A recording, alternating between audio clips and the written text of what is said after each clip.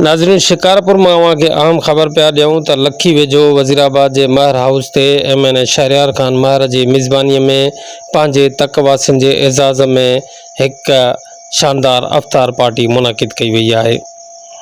अवां खे अहम ख़बर पिया ॾियूं लखी मां जिते लखी वेझो वज़ीराबाद जे महर हाउस ते MNA शहरयार ख़ान महर पंहिंजी मिज़बानी में पंहिंजे तकवासिन जे एज़ाज़ में हिक अहम ऐं शानदार अफ़्तार पार्टी मुनाकिद कई। अफ़्तार तक़रीब में शिकारपुर ज़िले के मुख़्तलिफ़ शहरन जंहिंमें मदेजी, गड़ियासीन, लखी, खानापुर, रुस्तम, चक, ड्रखण, बड्डो, जागण समेत समूरन नंढन वॾन शहरन तोड़े ॻोठन सां ताल्लुक़ रखंदड़ मुख़्तलिफ़ सियासी, समाजी, मज़हबी, सहाफ़ी अॻुवाणन, पीपल्स पार्टी के ज़िलई तोड़े मक़ामी अॻुवाणन, ॻोठ जे मुअज़्ज़ज़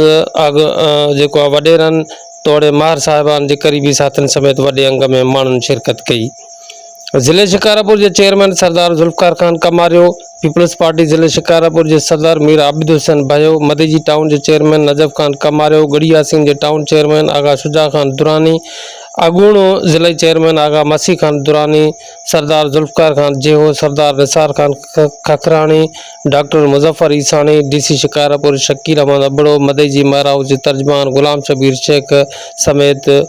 बेन मुअज़्ज़ज़ीन शिरकत कई। अगूणो MNA अलहाज गोसबश ख़ान महर, मौजूदा MNA शहरयार ख़ान महर, MP आरिफ ख़ान महर, नसरुल्लाह ख़ान दल ऐं ॿियनि आयल महिमाननि जो महर हाउस पहुचण ते इस्तक़बाल कयो।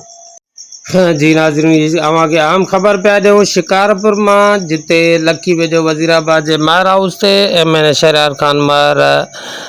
जे मेज़बानीअ में हिक शानदार ऐं पुरवकार अफ़्तार डिनर पार्टी मुनक़िद कई।